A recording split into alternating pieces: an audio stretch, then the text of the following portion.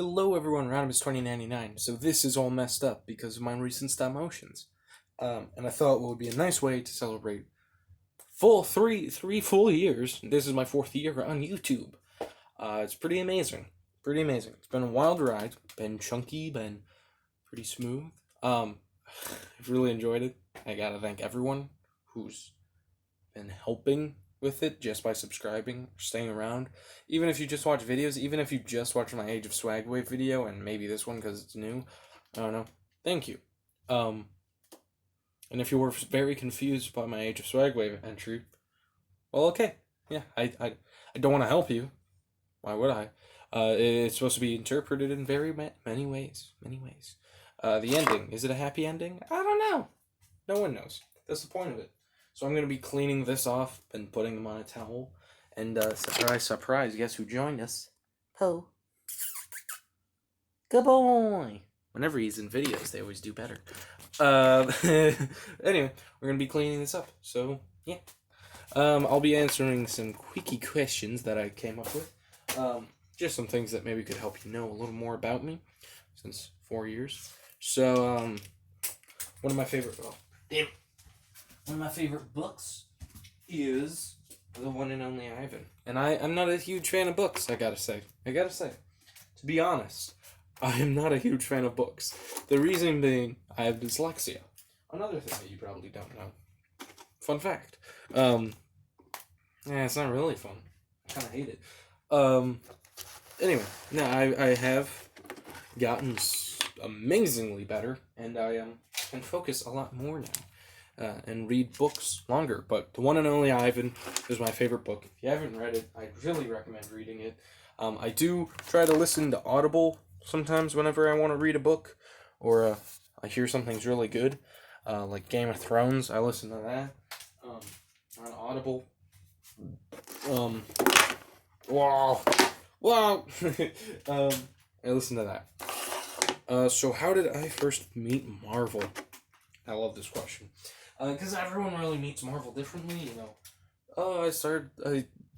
I grew up with, the MCU was at its highest or something. I started watching it because there was a Lou Ferrigno Hulk TV show, and that had spawned several movies, several TVs. That's why I have The Trial of the Incredible Hulk, which could be considered one of my most boring stop motions, but I like it. But anyway, I love that. And I did it for a reason, because I loved that movie, I loved that story, it was just fantastic. And it was really the first thing that ever was done with Marvel that wasn't cartoon, so it was huge. And I remember, I wasn't alive when it came out, but there wasn't much Marvel stuff even then, because it was like just the end of the Fox shows. Sorry. I scared him a little. Oh, is that real? It was just the end of the Fox shows and all that other stuff. So it was kind of like a weird period. Kind of like, when the MCU ends, there's not going to be much Marvel stuff, admittedly. And that might sound weird that it might end, but it will. Yes, I'm using a sock to clean up the dust. It's a lot of dust, people. But I remember my grandmother, she bought it for me. She bought the whole collection because she knew I was starting to like Marvel, or thought I would be interested by it. And so yeah, that's kind of how I got my start with it. And then I saw, Iron Man in theaters, and I was blown away. Now, the only MCU movies I saw in theaters from Phase 1 was Iron Man 1, Captain America, and Avengers. I didn't see Thor or Iron Man 2 in theaters, but I have seen every Avengers movie in theaters on opening night, like the Thursday opening night, not the suck-ass kind of just, Friday, or Saturday, Sunday. So yeah, I really do, and how I got my start with Marvel Legends was because, Sam Raimi trilogy, I got action figures for those, so I had 6-inch ones, and I collected beforehand when Marvel was just 3.75-inch scale. I just collected those, and then I started realizing, like, oh, they're making the movie Thanos, they're making movie Captain America, they're making all these characters not in 3.75-inch. I have to get 6-inch, and I'm like, it kind of annoyed me. It was really annoying, because I had to take my whole, starting collection and just not use it. But, I got over it, like everyone should. But I got my start really even earlier with action figures through Power Rangers, as most people do. That was the biggest thing ever on Nick and all the TV shows that I watched as a kid. So yeah, it's my favorite MCU movie. That's a good question. It changes a lot. I will admit, right now, it's a tie, because I love Black Panther for the world it sets up. I loved it, even before, the elephant in the room. That's why I have a poster. And I enjoy Endgame. I love Infinity War. I kind of watch that whenever I feel like, watching it. For like a sit-down movie night where I'm just kind of like, oh, hey, I want to watch a movie. Probably one of my favorites would be, this might seem weird to say, but Days of Future Past. That seems like such a big movie, like, that's expansive. That's like jumping into Lord of the Rings, the third movie, and not watching the first two, It seems like a very big jumping point when you're, doing some... idea. It feels like a very big jumping point, just jumping to it. But I really enjoy that movie. I think it's one of my favorites, and I think it always will be. Just because I love the chemistry between the characters. It felt like a proper end for Wolverine. It felt like a proper end for everyone. It was perfect. But I am one of those people who realize, it could have been a lot more like the comics.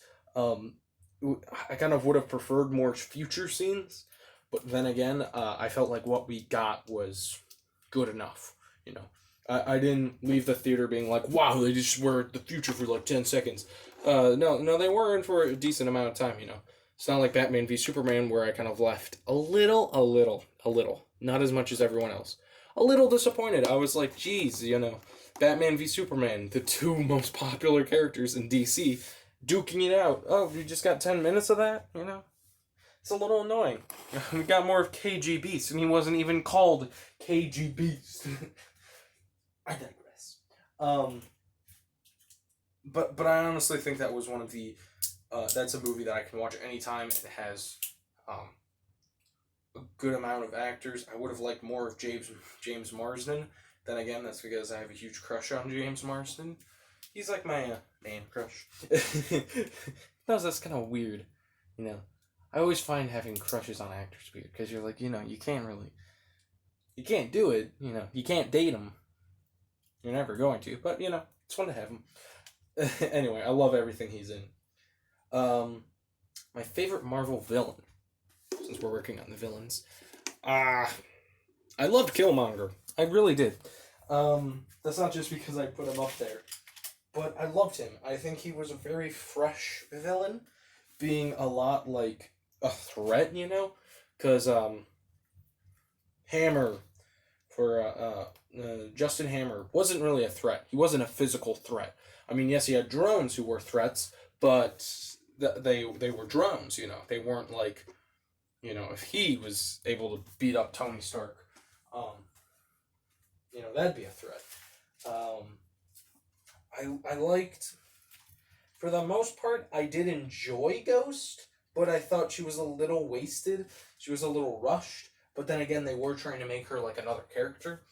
But really, Killmonger felt like a psychological threat because, he becomes the king of Wakanda and then decides to ruin the idea of Wakanda and send military and like guns and stuff to people who need them and technology. And, he feels like much more of a threat because he's not only